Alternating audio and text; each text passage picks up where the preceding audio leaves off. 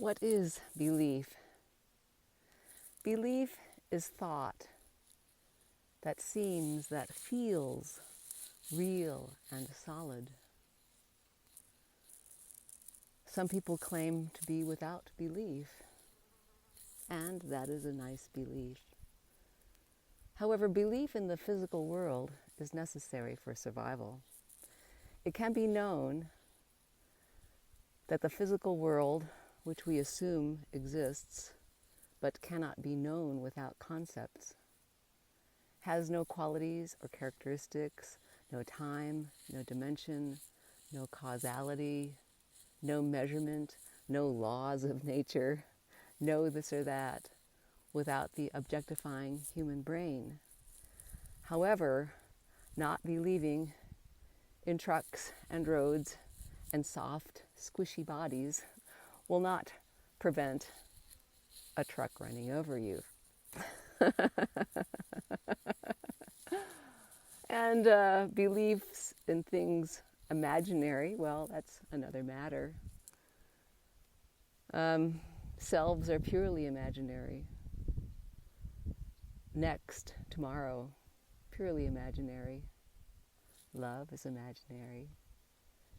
Yet I am the belief in love. And there's nothing wrong or right with belief. No one chooses belief.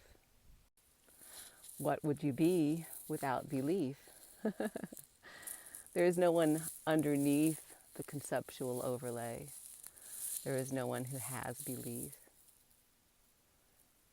We are beautiful, swirling galaxies of belief and preference and memories.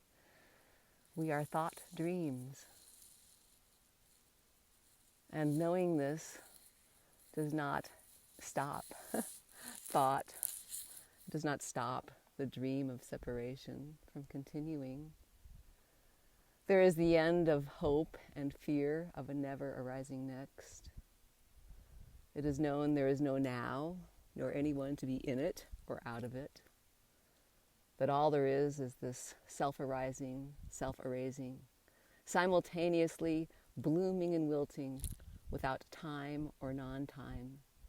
It is like the imaginary center has exploded and love has consumed all and everything in its seamless, natural perfection. And life, the dream, continues.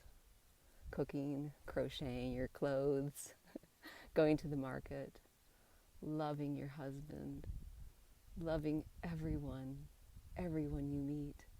So innocent, so beautiful. No one chooses belief. And yet when belief begins to not be believed, perhaps one by one, perhaps in huge swaths, it can feel sometimes freeing, and it can also feel sometimes terrifying.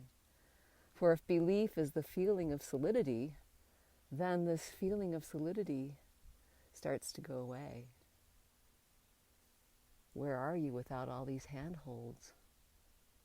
What are you without belief? What are you without thought? For when thought stops, for just a moment, you and all things disappear. And it's not until thought returns that you say, ooh, I wasn't thinking. And yet for many, the goal is to stop thought. They long to disappear. But if they really wanted to disappear, they would probably kill themselves, right?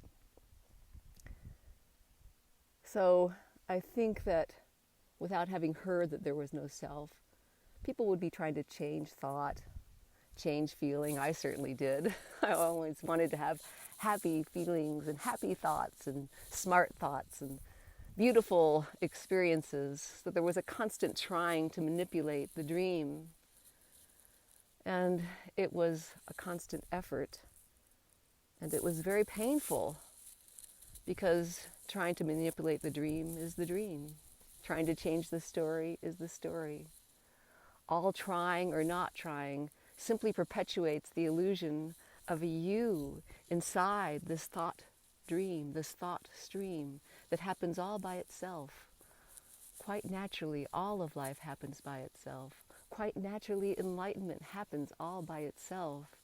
You cannot step outside the dream of separation because outside and inside are made up. You can't add anything to it. Where would it come from? You can't take anything away. Where would it go? Where is the edge to what is going on? Is there an edge? Are there separate moments? Can you say, as it happens, this is the beginning of a moment. This is the end of a moment. This is the beginning of a thought. This is the end of a thought. Are there separate thoughts? Would thought exist without naming itself, calling itself thought? Would you exist? Do you exist? Are there separate things?